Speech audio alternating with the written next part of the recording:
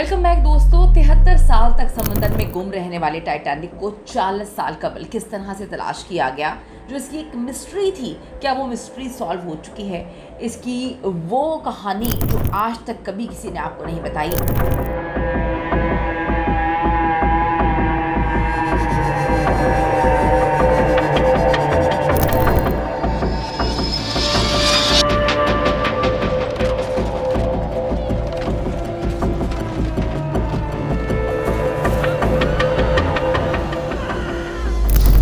Video में हम आपको बताने जा रहे हैं एक ऐसी जिदोजहद की कहानी जो अपने अंदर बहुत सारे राज समाये हुए है।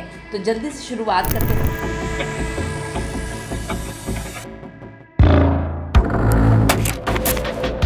टाइटैनिक अप्रैल 1912 में डूबा था, यानी इसे डूबे हुए 113 साल से ज्यादा का अरसा बीत चुका है, मगर ये बहरी जहाज अब भी लोगों के जहनों में जिंदा है।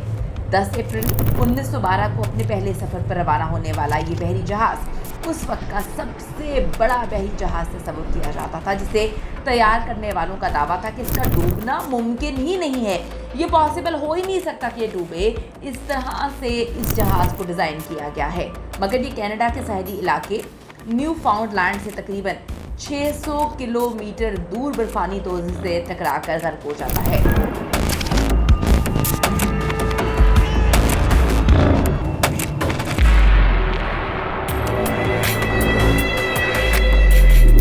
सवार तकरीबन 1,500 से ज़्यादा मुसाफिर और अमले के अफराद जान की बाजी हार जाते हैं।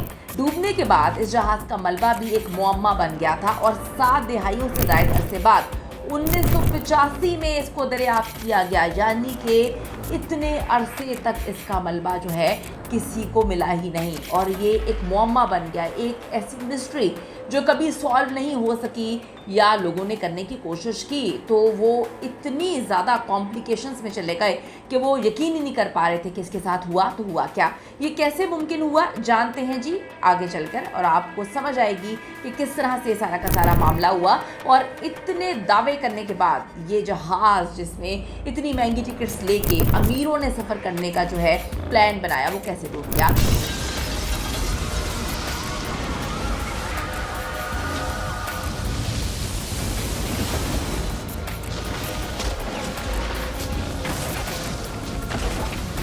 दर हकीकत 1 सितंबर 1985 को इस जहाज़ के मलबे को दरियाफ्त किया गया, यानी कि अब इसकी दरियाफ्त को भी 40 साल मुकम्मल हो चुके हैं। टाइटैनिक का हादसा 1912 से लोगों के जहनों में जिंदा है और लोग इसको कभी डाइजेस्ट ही ना कर पाए। इस पे सवार 700 अफराद को बचाया भी गया, मगर हैरानकुन तौर पर हादसे की जगह का अंदाज़ा होने के बावजूद इसका मलबा 7 दहाइयों तक ढूंढा नहीं जा सका। हर तरह की मशीनरी इस्तेमाल की गई, लेकिन 7 दहाइयों तक इसका मलबा किसी को नहीं मिला। एक वक्त तो ऐसा भी था जब ख्याल किया जा रहा था कि इसे कभी दरियाफ्त ही नहीं किया जाएगा, इसको जो है समंदर निकल चुका है, मगर हादसे के 73 साल बाद इसका मलबा अमरीकी बहरिया के ओहदेदार और ओशियनग्राफर जो बहरी जोग्राफिया के माहिर तस्वुर किए जाते हैं, उन्होंने और उनकी टीम ने मिलकर इसको दरियाफ्त किया।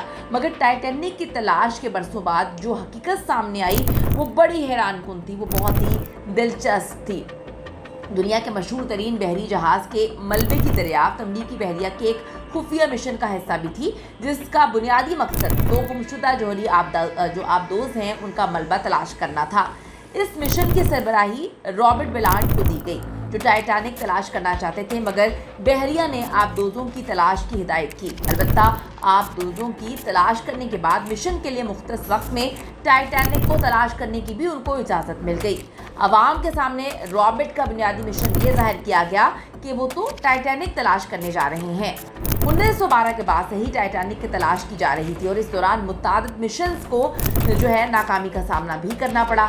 समंदर की गहराई, ज़ेरे आब मुश्किल माहौल और पोजीशन के हवाले से मुतज़ाद रिपोर्ट्स के बाइस तमाम कोशिशें नाकाम होना शुरू हो गई।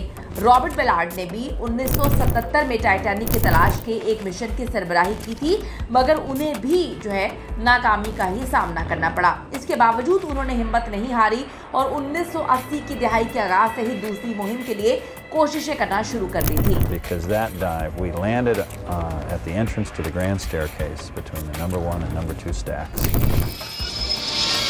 1982 में उन्होंने फौजी हुकाम से राब्ता करके सबमर्सिबल टेक्नोलॉजी के लिए फंड्स फराहम करने की दरख्वास्त की ताकि वो टाइटैनिक तलाश कर सकें। अमरीकी बहरिया के सबमरीन वॉरफेयर प्रोग्राम के एक अहदेदार ने इस दरख्वास्त पर जवाब देते हुए कहा कि हम सबमर्सिबल के लिए सरमाया फराहम करेंगे, मगर वो टाइटैनिक की तलाश के लिए किसी सूरत नहीं होगा। अमरीकी बहरिया USS थ्रेशर और USS स्कॉर्पियन नामी जोहरी आबदोजों को तलाश करना चाहती थी, जो बिलतरतीब 1963 और 1968 में शुमाली बहराए ओकियानूस की गहराइयों में कहीं पर गुम हो गई थी। रॉबर्ट विलार्ड को इन आबदोजों के मलबे की तस्वीर लेने का काम जो है वो सौंपा गया था ताकि मालूम हो सके कि इन जोहरी रिएक्टर्स का क्या हुआ है। अगर रॉबर्ट विलार्ड अपना मिशन जल्द मुकम्मल कर लेते तो तब ही वो टाइटैनिक को ढूंढने का काम कर सकते थे, जिसके बारे में ख्याल किया जा रहा था कि बहरी जहाज का मलबा इन दोनों आबदोजों के दरमियान कहीं पर मौजूद है। रॉबर्ट ने कई दिहाइयों बाद एक इंटरव्यू में बताया कि बहरिया ने कभी ये तवक्को नहीं की थी कि मैं टाइटैनिक को ढूंढ लूँगा। तो जब ऐसा हुआ तो पब्लिसिटी के ख्याल ने हुकाम को नर्वस कर दिया था, मगर लोगों ने कभी हमारे मिशन की हकीकत पर तवज्जो मरकूज ही नहीं की थी।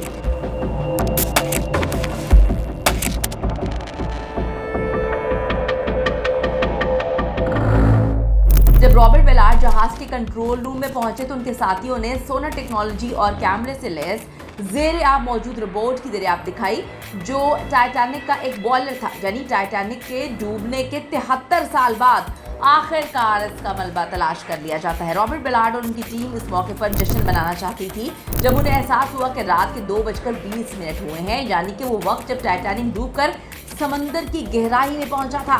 मिशन से वापसी पर रॉबर्ट और उनकी टीम का जबरदस्त, शानदार, बेहतरीन इस्तकबाल किया गया। काफ़ी अरसे बाद उन्होंने बताया कि हमने जहाज़ दरियाफ्त कर लिया था, जो हमारी कामयाबी थी, मगर वहां तक पहुंचना इंतहाई खौफनाक था। वो बड़ा ही खौफनाक किस्म का हिस्सा था। अगरचे डूबने के दौरान टाइटैनिक 2 हिस्सों में तकसीम हो गया था।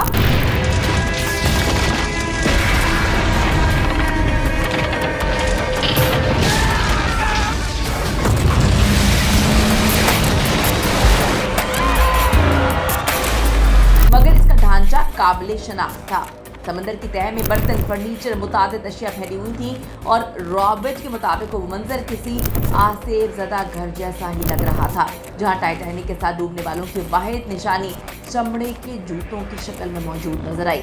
टाइटैनिक तो 73 साल बाद मिल ही गया, लेकिन उससे वाबस्ता कई राज अभी भी पोशीदा हैं। ऐसे राज जिनको जानना जो है वो हक है उनके रिश्तेदारों का, इस दुनिया का, वो जानना चाहती है, लेकिन अभी तक वो राज इंतहाई पोशीदा है। मिलते हैं जी अगली वीडियो में कुछ सनसनीखेज चीज़ों के साथ, और हमें इजाज़त दीजिए। वीडियो को लाइक शेयर ज़रूर करेगा। See you in the next video.